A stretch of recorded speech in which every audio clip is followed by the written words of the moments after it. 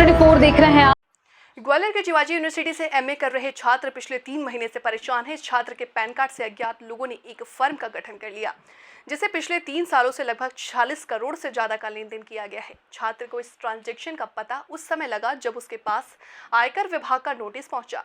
Income tax अफसरों ने उस पर जीएसटी चोरी करने का आरोप लगाया है। जिले के हस्तिनापुर का रहने वाला प्रमोद दंडोतिया शिवाजी विश्वविद्यालय में एमए अंग्रेजी कर रहा था।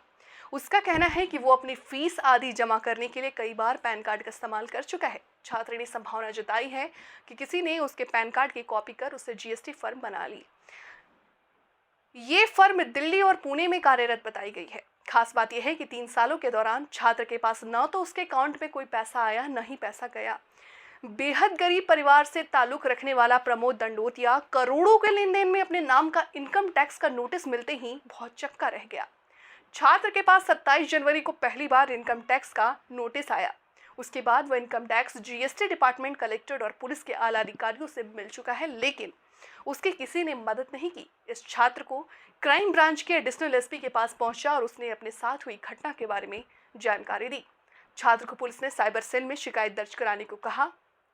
वहीं आयकर विभाग के अफसर ने छात्रा को पुलिस के पास जाकर अपने साथ हुए फ्रॉड की प्राथमिकी की दर्ज करा करके उसके प्रति डिपार्टमेंट में जमा कराने को उसका कहा है। मेरा नाम प्रमोद सिंह दंडोतिया है। सर, मैं यहाँ ग्वालियर में हरौली में रहता हूँ। वैसे मेरा गांव हस्तिनापुर के पास में मोहम्मदपुर है। अभी आप एडिशनल एसपी साहब से मिले हैं क्या? हाँ, मेरा मामला ये है कि मेरे पैन कार्ड से किसी ने जीएसटी रजिस्ट्रेशन फर्म बना ली है और उस फर्म से काफ़ी करोड़ों का लेन देन किया है। तकरीबन कितना? तकरीबन 40 करोड़ से ऊपर का शो हो रहा है मेरे उसमें। और इन्होंने 2021 से किया है। दिल्ली में और पुणे में फर्म बनी हुई है और वहाँ पे मेरे नाम के एड्रेस भी हैं। और मुझे इनकम टैक्स का नोटिस आया 27 जनवरी को, तब जाकर मुझे पता चला।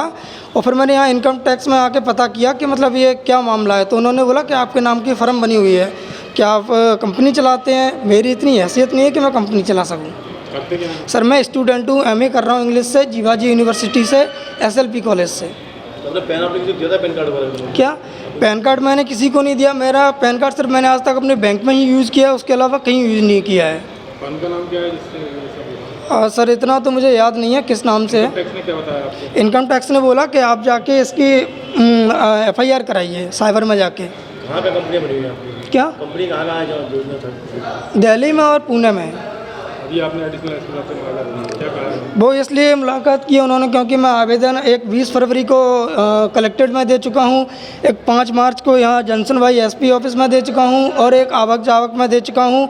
शायद 14-15 फरवरी की बात होगी, लेकिन अभी तक कोई कार्रवाई नहीं है। 181 पे भी शिकायत की है मैंने, जीएसटी डिपार्टमेंट में भी शिकायत की है, इनकम टैक्स डिपार्टमेंट में भी शिकायत की है, लेकिन अभी तक कहीं से कोई समाधान नहीं मिला है। क्या लगता है आपके नाम पर दुरुपयोग हुआ है? किस क्या वजह रही होगी?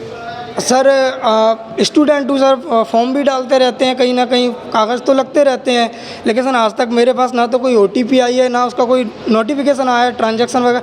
मेरे खाते से कोई लेन देन नहीं हुआ है। कोई लेन देन? हाँ, मेरा एसबीआई का अकाउंट है हस्तिनापुर शाखा में, लेकिन उसमें ऐसा कोई लेन देन नहीं है। तो आपने बैंक से ही पता किया होगा ये अमाउंट कहाँ से आ जा रहे हैं? मेरे अकाउंट में आया ही नहीं है, ना आया है ना गया है। और जीएसटी डिपार्टमेंट से, इनकम टैक्स डिपार्टमेंट से पता किया तो उन्होंने बोला कि ये जीएसटी की चोरी की गई है। हाँ,